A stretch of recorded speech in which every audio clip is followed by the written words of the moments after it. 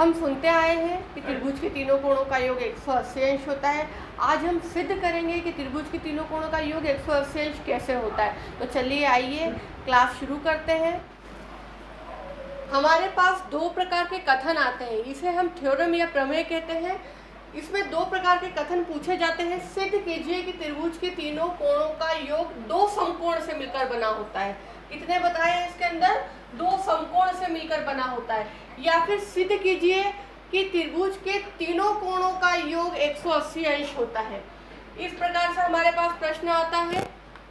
दो समकोण यानी कि 90-90 डिग्री के दो कोण मिलाकर 180 होता है और यहाँ पर योगफल 180, यानी कि प्रश्न सेम है। चलिए अब हम इसको हल करना देखते हैं। सबसे पहले हम देखते हैं कि दिया गया है, हमको दिया गया है, हमें क्या दिया गया है कि एक त्रिभुज दिया गया है। हमारे पास एक त्रिभुज दिया गया है, तो हम लिख देंगे दिया गया है त्रिभुज ABC। एक डायग्राम बनाते हैं हम त्रिभुज का। ये त्रिभुज है हमारे पास A, B और C। ये कोण 1 हो गया, कोण 2 और ये कोण 3।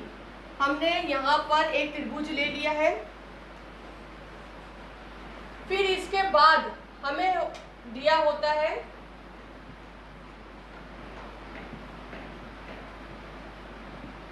सिद्ध करना है हमें। अब हम दूसरा टॉपिक ये देखते हैं इसके अंदर, दूसरी हेडिंग कि हमें सिद्ध क्या करना है। तो हमें सिद्ध करना है कि त्रिभुज के तीनों कोणों का योग 180 अंश होता है, यानी कि कोण 1, 2 और 3 तीनों को जोड़ दें। एंगल 1 + 2 + 3, तीनों एंगल को ऐड करेंगे तो 180 डिग्री 180 अंश होना चाहिए। अब हम इसको हल करने के लिए इसके अंदर कुछ ना कुछ करेक्शन करते हैं, रचना करते हैं, हमारी तरफ से कुछ करते हैं। तो हम यहाँ पर एक तीसरा पॉइंट लेके चलते हैं, रचना। रचना में हमने क्या किया है कि एक समांतर रेखा खींची है XY। किसके समांतर? BC के समांतर, यानी कि हमने BC के समांतर रेखा XY खींची।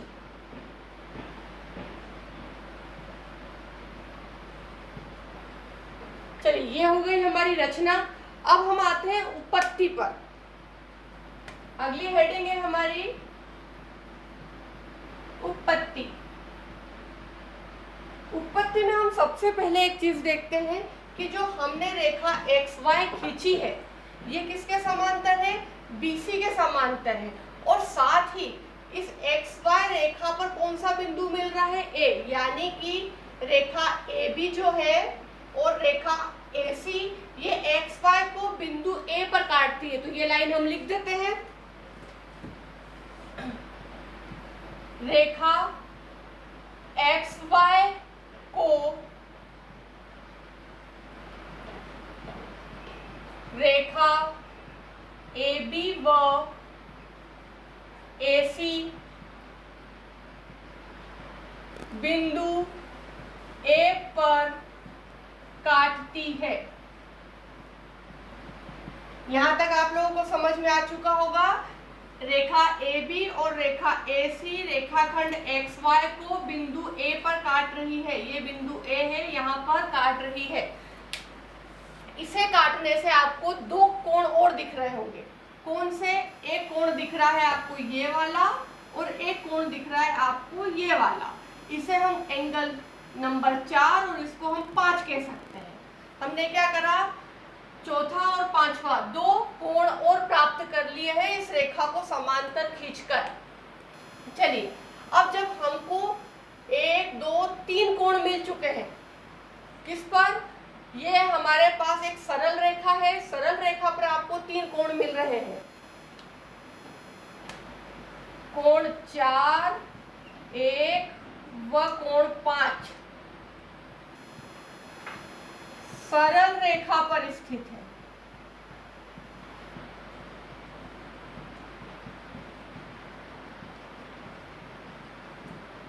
जब कोण 4 नंबर का, 1 नंबर का कोण और 5 नंबर का कोण सरल रेखा पर होता है तो हम जानते हैं कि जब सरल रेखा पर कोण बनते हैं तो उनका कोण कितना होता है, पूरा अंश 180 अंश होता है।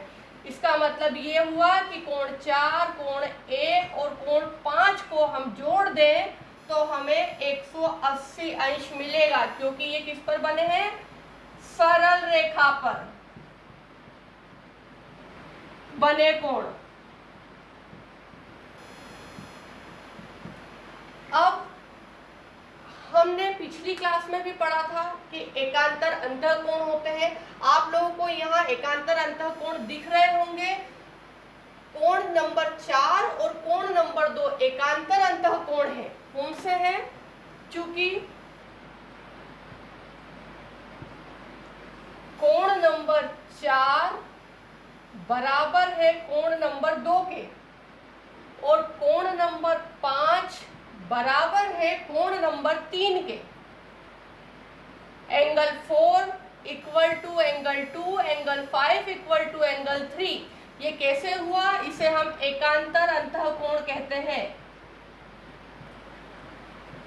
एकांतर अंतःकोण जब दो समांतर रेखाओं को एक तिर्यक रेखा काटती है तो उससे बने हुए कोण बराबर होते हैं। एकांतर अंतःकोण यानी तिर्यक रेखा के अपोजिट बने हुए कोण एकांतर अंतःकोण कहलाते हैं और ये दोनों समांतर रेखाओं के बीच में बनते हैं। हमारे पास एक समांतर रेखा BC थी, एक समांतर रेखा XY थी। इन दोनों समांतर रेखाओं के बीच में तिर्यक रेखा ने जो कोण बनाए 4 नंबर और 2 नंबर, इधर से बनाए हैं 5 नंबर और 3 नंबर, ये भी एक तिर्यक रेखा है, तो ये एकांतर अंतःकोण बने हैं। अब चूंकि हमारे पास एक इक्वेशन आई थी ये वाली, इसको हमने समीकरण नंबर 1 दे दिया। चलिए अब समीकरण 1 को आप देख रहे हैं, यहाँ कोण 4 भी दिया हुआ है, 1 भी दिया है और 5 भी, तो हम 4 को कोण नंबर 2 लिख सकते हैं क्योंकि 4 और 2 बराबर है। समीकरण 1 से क्या हो रहा है, 4 की जगह हमने 2 लिख दिया, फिर उसके बाद हमने 1 को ऐसा ही रहने दिया और 5 में हमने 3 लिख दिया, क्योंकि कोण 5 किसके बराबर है, कोण 3 के बराबर है, तो हम 5 की जगह 3 लिख सकते हैं और ये हो गया आपका 180 अंश। अब हम इसको थोड़ा सा सिस्टोमेटिक लिख देते हैं क्योंकि आगे पीछे लिखा हुआ है, तो कोण 1, फिर ये कोण 2 और ये कोण 3 मिलाकर 180 अंश हो गया। और हमें यही सिद्ध करना था कि कोण 1, कोण 2 और कोण 3 180 अंश है और हमारी लाइन आ चुकी है। कोण 1 और कोण 2 और कोण 3 180 अंश है, तो ये क्या हो गया, सिद्ध हुआ। सिद्ध हो चुका है कि त्रिभुज के तीनों कोणों का योग 180 अंश होता है। इस प्रकार से आपने समझ लिया कि जब हम एक समांतर रेखा खींचते हैं और सरल रेखा पे बने हुए कोणों को एकांतर अंतःकोणों से तुलना करते हैं तो हम पाते हैं कि त्रिभुज के तीनों कोणों का योग 180 अंश होता है और यहीं पर हमारी प्रमेय सिद्ध हो जाती है। अगर वीडियो पसंद आया है तो लाइक कीजिए, यदि आप चैनल पर नए हैं तो सब्सक्राइब करना न भूलें। आज के लिए इतना ही, मिलते हैं अगले वीडियो में।